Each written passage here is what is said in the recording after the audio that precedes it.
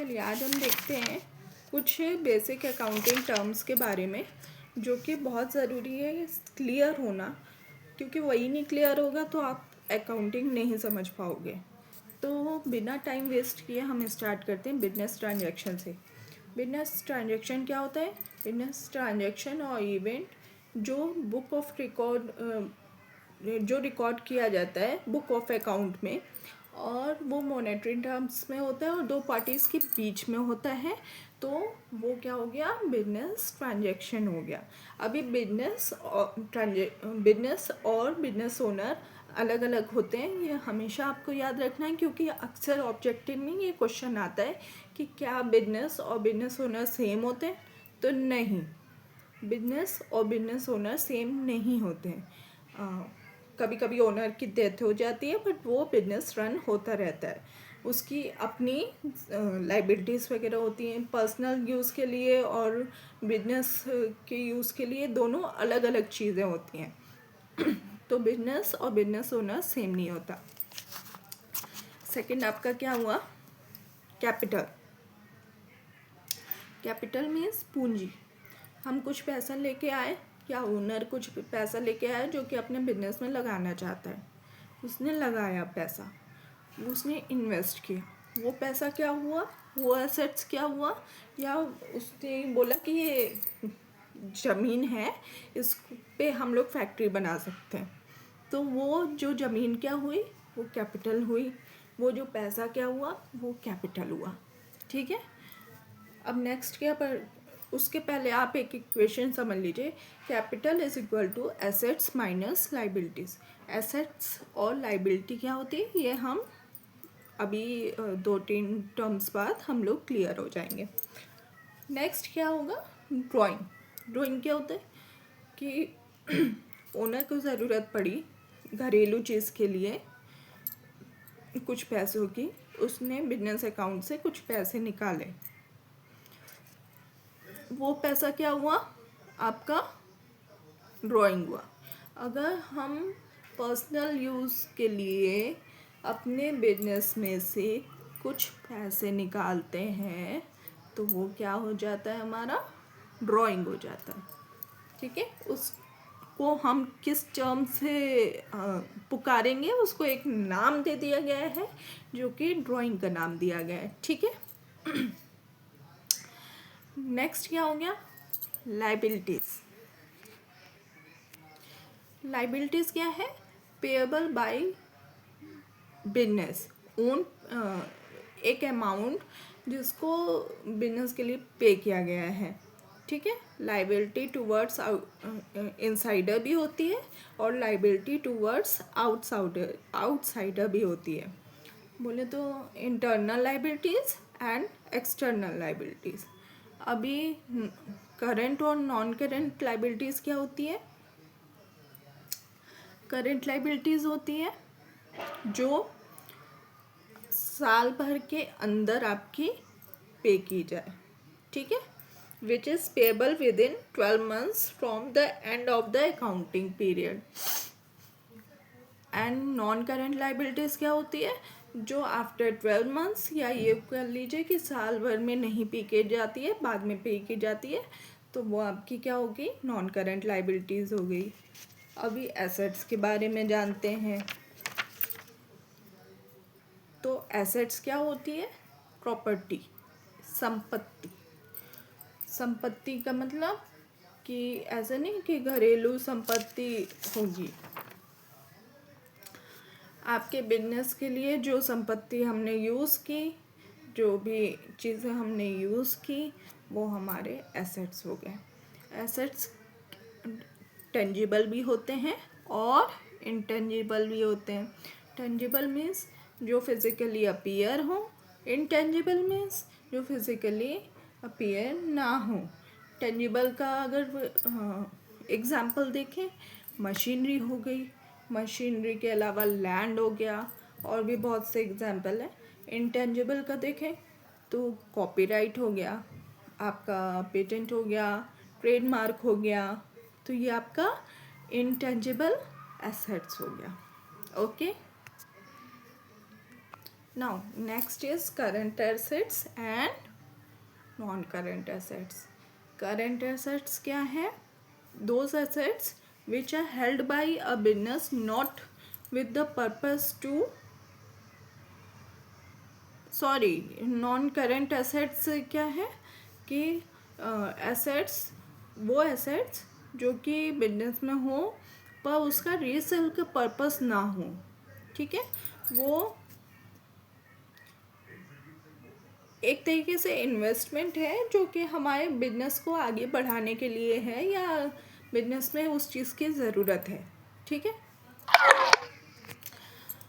अभी फिक्स्ड उसमें क्या होता है, फिक्स्ड एसेट्स और टेंजिबल एसेट्स और इंटेंजिबल.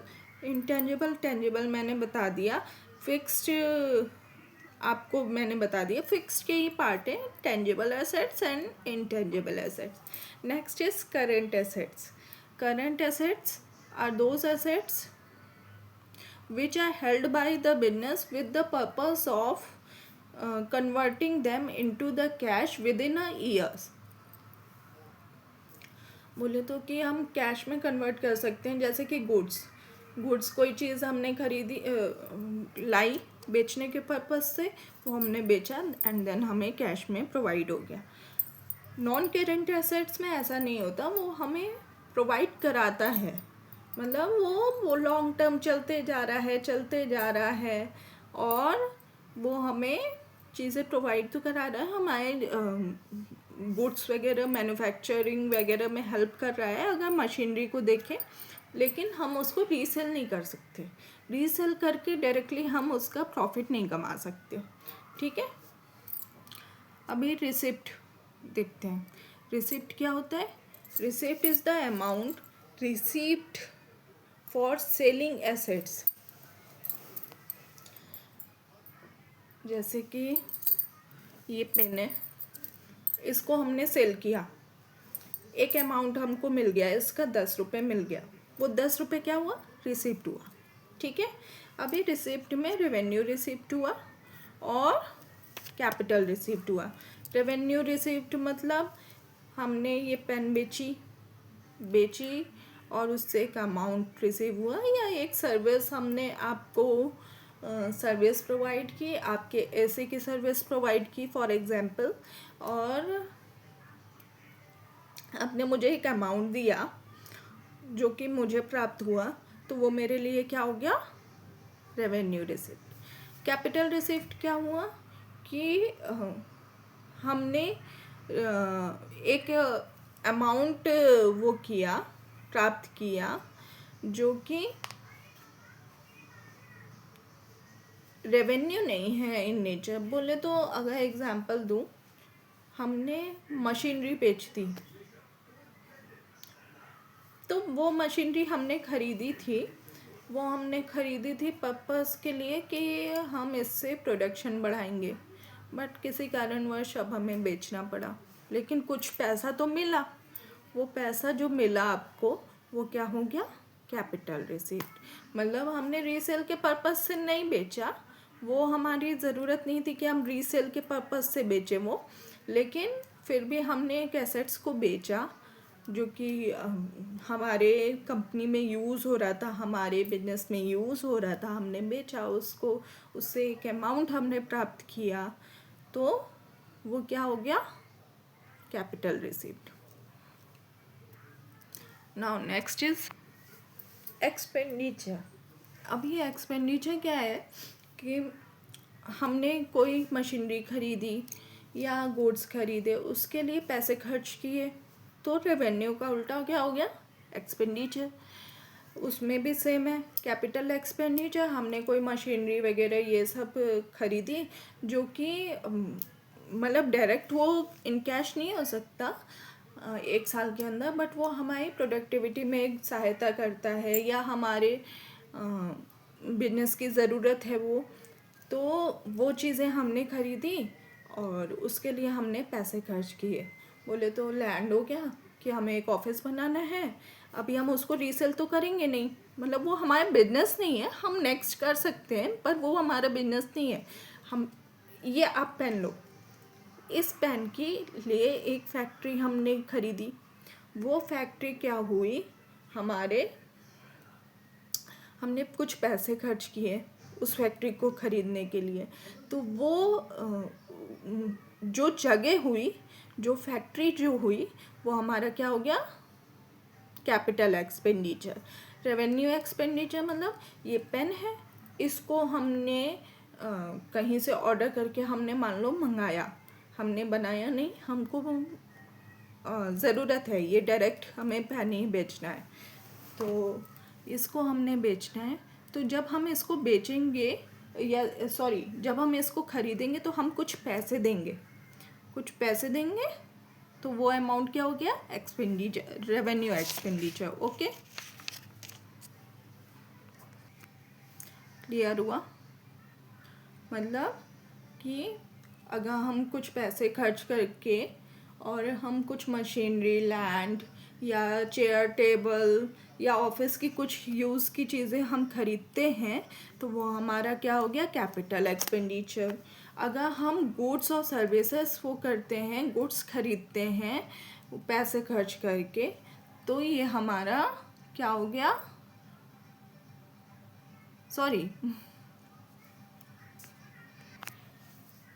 अगर हम मशीनरी वगैरह ये सब खरीदते हैं तो वो हमारा क्या हो गया। नाउ अब हम जानेंगे इनकम के बारे में। तो इनकम क्या हुआ, income is equal to revenue minus expenses. अभी रेवेन्यू क्या है कि हमने गुड्स खरीदा 15,000 में, बेचा हमने 20,000 में, जो बेचा है वो हमारा 20,000 हो गया, वो हो गया अपना रेवेन्यू, और 15,000 हो गया हमारा एक्सपेंसेस। तो जब हम इनको माइनस करेंगे तो 5,000 जो होगा वो हमारा क्या हो जाएगा, इनकम। नेक्स्ट क्या हो गया आपका, profit. Profit means income earn by the business from its operating activities. अभी इसमें क्या हो गया, एक हो गया gross profit and net profit. Gross profit क्या हुआ कि हमारी जो टोटल रेवेन्यू हो गई फ्रॉम द सेल्स और या सर्विस हमने जो प्रोवाइड की, उसकी जो टोटल रेवेन्यू हो गई वो हमारा हो गया ग्रॉस प्रॉफिट। नेट प्रॉफिट क्या हुआ कि अगर उसी प्रॉफिट में से, उसी टोटल प्रॉफिट में से हमने एक्सपेंसेस माइनस कर दिए तो वो हमारा हो गया नेट प्रॉफिट। गेन क्या हो गया, गेन हो गया आपका irregular and non recurrent nature. Means बोले तो कि आपका जो प्रॉफिट अराइज हुआ फ्रॉम द ट्रांजेक्शन वो इंसिडेंटल हो गया। बोले तो कि हमने सेल किया कोई फिक्स्ड एसेट्स, उसमें हमने कुछ प्रॉफिट कमा लिया, तो वो हमारा क्या हो गया, गेन हो गया। अभी परचेस क्या होता है, नेक्स्ट जो परचेस का मीनिंग हम देखते हैं कि परचेस करते हैं मतलब गुड्स को। अगर हम गुड्स को या फिर ये कह लीजिए कि बिजनेस पर्पस से कुछ हमने ख़रीदा है जो कि हमें रीसेल करनी है, और वो प्रोडक्ट जो है वो हमारा फिनिश्ड प्रोडक्ट है जिसको अभी हम जाएंगे और रीसेल कर देंगे, तो वो क्या हो गया, हमारा परचेस हो गया। परचेस कैश में भी करते हैं, परचेस क्रेडिट में भी करते हैं। अभी नेक्स्ट आता है अपना परचेस रिटर्न। हमने कुछ सामान खरीदा पर कुछ सामान वो टूटा फूटा निकल गया, तो हमने उसको रिटर्न कर दिया। कुछ सामान खरीदा, कोई गुड्स खरीदा जिसको हमें रीसेल करना था, पर कोई लॉट डिफेक्टिव हो गया या फिर हमें रिटर्न करना पड़ा किसी भी पर्पज़ से, तो वो हमारा क्या हो गया, परचेस रिटर्न। सेम हो गया सेल्स के लिए। सेल्स के लिए परचेस का उल्टा आप समझ लो कि हमने गुड्स बेचा, गुड्स को हमने बेचा बिजनेस प्रोस्पेक्टस से, बिजनेस ट्रांजैक्शन में, कि हमें उससे बिजनेस करना है, जिस पर्पज़ से हमने गुड्स बेचा वो गुड्स को हमने सेल किया, तो वो सेल्स हो गया। सेल्स वही बात है कि कैश भी होता है और क्रेडिट भी होता है। सेल्स रिटर्न क्या होता है कि जिसको हमने भेजा, मान लो 10 पेन भेजी और 2 पेन हमारी डिफेक्टिव हो गई, वो हमने रिटर्न प्राप्त की क्योंकि वो डिफेक्टिव था, तो जो जिसको बेचा था उसने हमको बोला फ़ोन करके कि आप ये 2 हमने रिटर्न करना है, तो वो क्या हो गया, हमारा सेल्स रिटर्न हो गया। गुड्स क्या होता है, अब इतने देर से गुड्स हो रहा है, गुड्स ही नहीं पता है। फिज़िकल आइटम ऑफ ट्रेड मतलब जो भी हम ट्रेड करेंगे फिज़िकल आइटम, वो हम उसको अकाउंटिंग टर्म में गुड्स कहते हैं, ठीक है। वो कुछ भी होगा उसको हम लोग गुड्स कहेंगे। स्टॉक क्या होगा कि गुड्स का एक तरीके से कि हमने सारे गुड्स को वो कर दिए, मतलब टेंजिबल एसेट्स जो कि आपका सेल के पर्पज से है, तो वो हमारा क्या हो गया, स्टॉक या इन्वेंटरी। अभी इसमें ओपनिंग स्टॉक होता है एंड क्लोजिंग स्टॉक होता है।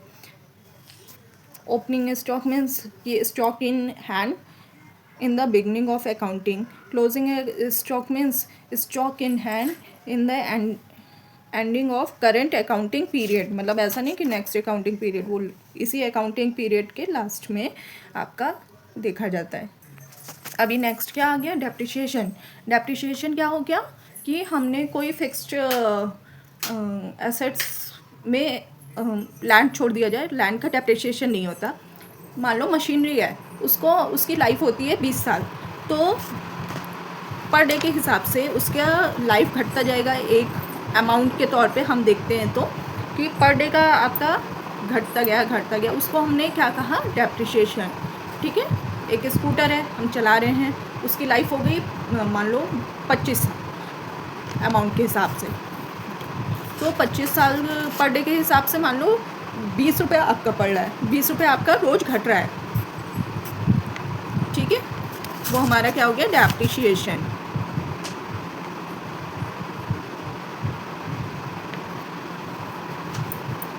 Now last is balance sheet.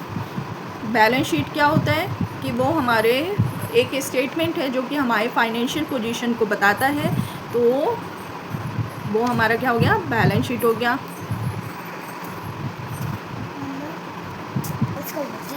अभी के लिए इतना ही, नेक्स्ट मिलते हैं नेक्स्ट टॉपिक को लेके। अभी जो बेसिक जो मैंने जो इम्पोर्टेंट टॉपिक थी वो हमने बता दी, वो हमने डिस्कस कर लिया। अभी बहुत सी चीज़ें हैं जैसे बेड डेप्ट्स है और भी बहुत सी चीज़ें हैं जो कि आपको जानना होगा, वो आपके टर्म्स आते जाएंगे और मैं आपको क्लियर करती जाऊँगी। Thank you.